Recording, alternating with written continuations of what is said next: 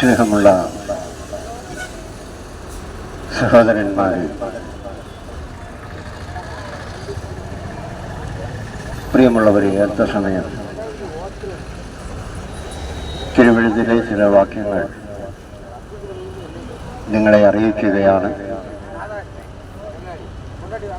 കർത്താവായ യേശുക്രിസ്തുവിൻ്റെ സ്നേഹവും സമാധാനവും സന്തോഷവും നിങ്ങളുടെ ഹൃദയങ്ങളിൽ വർഷിക്കട്ടെ. നിങ്ങൾക്കത് വലിയ അനുഗ്രഹവുമായി തീരട്ടെ എന്ന പ്രാർത്ഥനയോടെ അല്പസമയം മാത്രം നിങ്ങളുടെ മുൻപിൽ നിന്നുകൊണ്ട് തിരുവചനത്തിലെ ചില ഭാഗം ഓർമ്മപ്പെടുത്തുന്നു.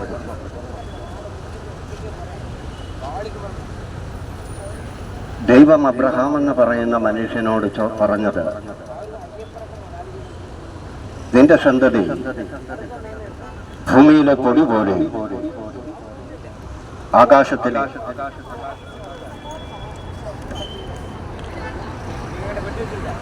ഇപ്രകാരം പറഞ്ഞു,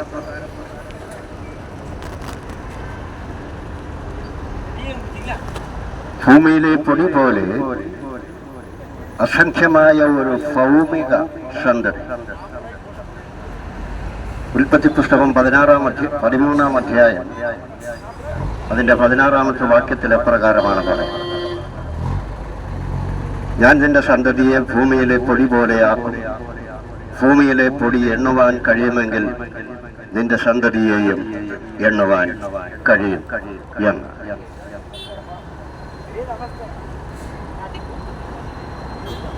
ഒരു വലിയ സംഖ്യയാൽ ദൈവത്തിന് മാത്രമേ അറിയുവാൻ കഴിയുകയുള്ളൂ.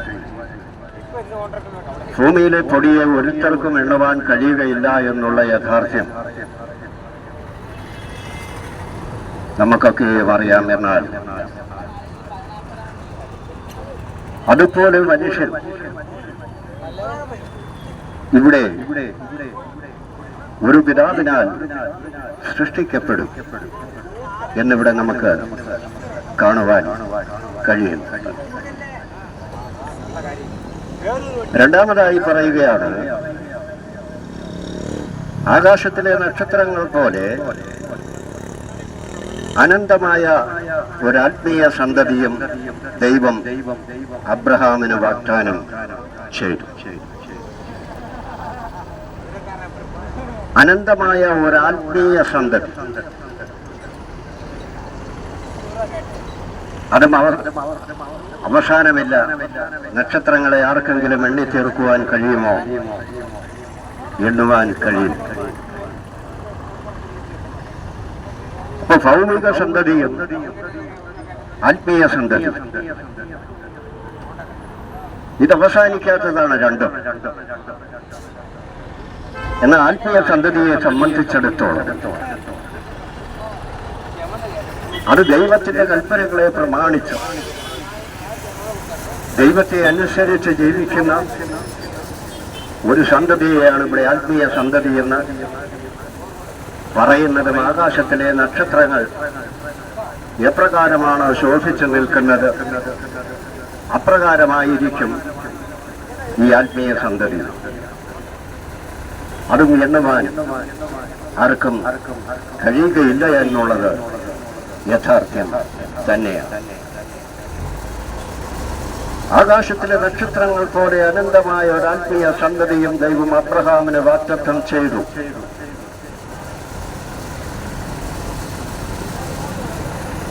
മൂന്നാമതായി പറയുന്നു, ക്രിസ്തു ദാവീദിന്റെ സന്തതിയായി ജനിച്ചു.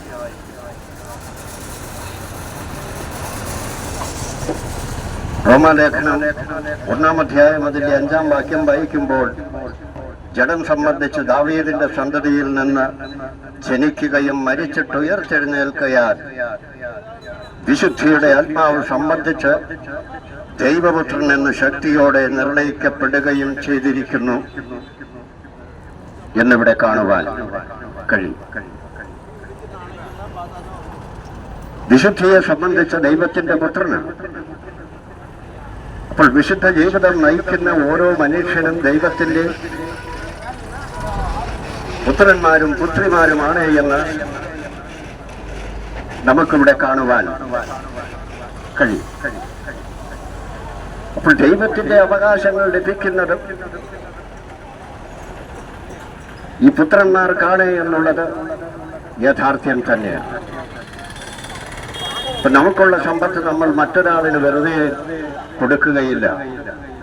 നമുക്ക് മക്കളുണ്ടെങ്കിൽ അവർക്ക് മാത്രമേ അത് കൊടുക്കുകയുള്ളൂ. അങ്ങനെയാണ് ദൈവവും പറഞ്ഞിരിക്കുന്നത്. ഇപ്പോൾ ദൈവത്തിന്റെ സമ്പത്തിന് അധികാരികളായിട്ടുള്ള ആത്മീയ സന്തതിയാണ്.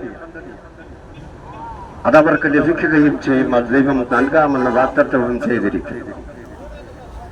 അത് നമുക്ക് ലഭിക്കണമെങ്കിൽ, ഈ ലോകത്ത് നാം ആയിരിക്കുമ്പോൾ അത് നാം അനുഭവിക്കണമെങ്കിൽ നാം ദൈവത്തിന്റെ കൽപ്പനകളെ പ്രമാണിക്കേണ്ടത് തന്നെ. എന്നാൽ പ്രിയമുള്ളവരെ, ദൈവത്തിന്റെ അനുഗ്രഹത്തിൽ ഏറ്റവും വലുത് സ്നേഹമാണ്. സമാധാനവും സന്തോഷവും. അപ്പോൾ സ്നേഹമില്ല എങ്കിൽ ഒന്നുമില്ല എന്നുള്ളതാണ് സത്യം. ഇന്ന് നാം ലോകത്തേക്ക് നോക്കുമ്പോൾ സ്നേഹിക്കുന്നവർ വളരെ കുറവാണ്. അത് ചിലപ്പോൾ അവരുടെ ജീവിതത്തിന്റെ ചിലക്ക് കാരണമായിരിക്കും ഇതെല്ലാവരും കടന്നുപോയിക്കൊണ്ടിരിക്കുന്ന ജീവിത യാഥാർത്ഥ്യവും. അപ്പോൾ ദൈവത്തിന്റെ സമ്പത്താണ് ഈ ആത്മീയ സന്തതി എന്ന് പറയും. അതാണ് ക്രൂശിന്റെ മാർഗം, അല്ലെങ്കിൽ ക്രൂശിന്റെ വഴി. ക്രൂശിന്റെ വഴിയിൽ കൂടി പോകുന്നത് പുതിയ സൃഷ്ടിയാണ്. പുതിയ സൃഷ്ടിക്ക് മാത്രമേ ആ പാത പിന്തുടരുവാൻ കഴിയുകയുള്ളൂ. അത് കഷ്ടതയുണ്ട്, പ്രയാസങ്ങളുണ്ട്, അതികഠിനമായ ശോധന നിറഞ്ഞ ജീവിതം നമുക്ക് നേരിടേണ്ടി വരും. എന്നാൽ അതൊക്കെ അതിജീവിക്കുവാൻ തക്ക ദൈവശക്തി നമ്മളുടെ മേൽ ദൈവം പകരും. അതാണ് കൊരിന്ത്യർക്ക് എഴുതിയ ലേഖനത്തിൽ അപ്പോസ്തലനായ പൗലോസ് ശ്ലീഹ ഇപ്രകാരം പറയുന്നുണ്ട്: ക്രൂശിന്റെ വചനം നശിച്ചു പോകുന്നവർക്ക് ഭോഷത്വവും വിശ്വസിക്കുന്ന നമുക്കോ അത് ദൈവശക്തിയുമായി തീരും എന്ന്. അപ്പോൾ ദൈവത്തിന്റെ ശക്തി നമ്മളിൽ ഉണ്ടെങ്കിൽ ഒരു പ്രതികൂലവും നാം ഭയപ്പെടേണ്ട ആവശ്യമില്ല. അതിനെയൊക്കെയും നമുക്ക് അനുകൂലമാക്കി തരുവാൻ ദൈവത്തിന് കഴിയും. എത്ര വലിയ ശോധനയാണെങ്കിലും അതിനെ ലഘൂകരിക്കുവാനും അതിൽ നിന്നൊക്കെയും നമുക്ക് ആശ്വാസം നൽകുവാനും ദൈവത്തിന് കഴിയും. അതാണ് ആത്മീയ സന്തതി. അതാണ് ആകാശത്തിലെ നക്ഷത്രങ്ങൾ പോലെ മിന്നി തിളങ്ങി നിൽക്കുന്ന ആത്മീയ സന്തതി. ആ സന്തതിക്ക് ഇവിടെ മറ്റൊരു കാര്യം കൂടി ദൈവം പറഞ്ഞിരിക്കുന്നു. അതിതാണ് നമുക്ക് കാണുവാൻ കഴിയും. അനന്തമായ ദൈവത്തോട് കൂടെയുള്ള ജീവിതമാണ് അവർക്ക് ദൈവം മാറ്റിവെച്ചിരിക്കുന്നു. അത് അനന്തമാണ്, അവസാനമില്ലാത്തതാണ്. ഈ ലോകത്തിലെ പോലെ കഷ്ടതകളും പ്രയാസങ്ങളും ബുദ്ധിമുട്ടുകളും ഒന്നുമില്ലാത്തതാണ് ദൈവത്തോടു കൂടെയുള്ള അനന്തമായ ജീവിതം. അവിടേക്ക് നാം പ്രവേശിക്കണമെങ്കിൽ പ്രിയമുള്ളവരെ, ഈ ഭൂമിയിലായിരിക്കുമ്പോൾ നാം കഷ്ടതകൾ അനുഭവിക്കേണ്ടി വരും. അനേക രോഗങ്ങളെ നേരിടേണ്ടി വരും. ദാരിദ്ര്യം അനുഭവിക്കേണ്ടി വരും.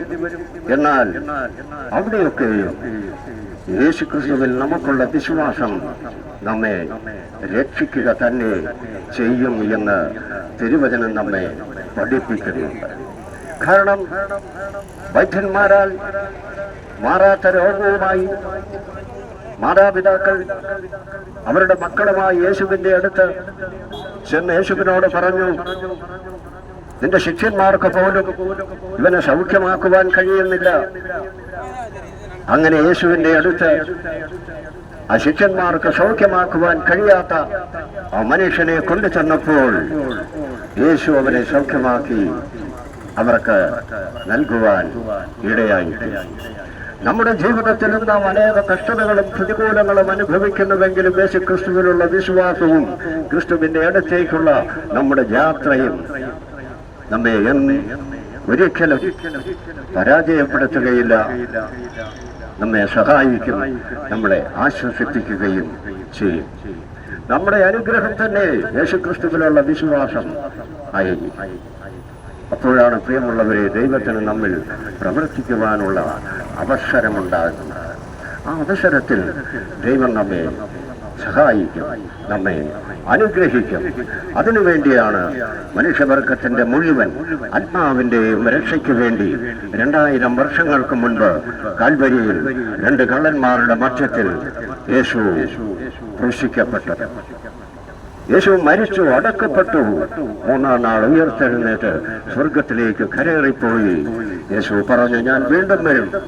എന്നിൽ വിശ്വസിച്ച് മരിച്ചവരും എന്നിൽ വിശ്വസിച്ച് ജീവിച്ചിരിക്കുന്നവരെയും ചേർത്ത് കൊണ്ടുപോകുവാൻ കർത്താവ് വരാറായി. പ്രിയമുള്ളവരെ, അതിന്റെ എല്ലാ സാധ്യതകളും ഇന്ന് നാം പത്രങ്ങളും അതുപോലെ തന്നെ മറ്റു മീഡിയകളെയൊക്കെ നോക്കുമ്പോൾ നമുക്ക് കാണുവാൻ കഴിയും. ജാതി ജാതിയോടും രാജ്യം രാജ്യത്തോടും യുദ്ധങ്ങളും യുദ്ധശ്രുതികളും ക്ഷാമം ഭൂകമ്പവും ഇതെല്ലാം ഇന്ന് സംഭവിച്ചു കൊണ്ടിരിക്കുമ്പോൾ കർത്താവായ യേശുക്രിസ്തുവിന്റെ വരവടുത്തിരിക്കുന്നു എന്നുള്ളത് നാം വിസ്മരിച്ചു കളയരുത്. നമ്മുടെ ഓരോരുത്തരുടെ ആത്മാവിന്റെ രക്ഷയ്ക്ക് വേണ്ടി സ്വന്തം ജീവൻ യാഗമായി അർപ്പിച്ച യേശുവിനെ നമ്മുടെ ഹൃദയത്തിൽ രക്ഷകനും കർത്താവുമായി സ്വീകരിക്കണമേ എന്ന പ്രാർത്ഥനയോടും അപേക്ഷയോടും കൂടി ഞാൻ എൻ്റെ വാക്കുകൾ ഇവിടെ അവസാനിപ്പിക്കുമ്പോൾ കർത്താവ് നിങ്ങളെ ധാരാളമായി അനുഗ്രഹിക്കട്ടെ. നിങ്ങളുടെ ആവശ്യങ്ങളുടെ മേലൊക്കെയും ദൈവം പ്രവർത്തിക്കട്ടെ എന്ന പ്രാർത്ഥനയോടെ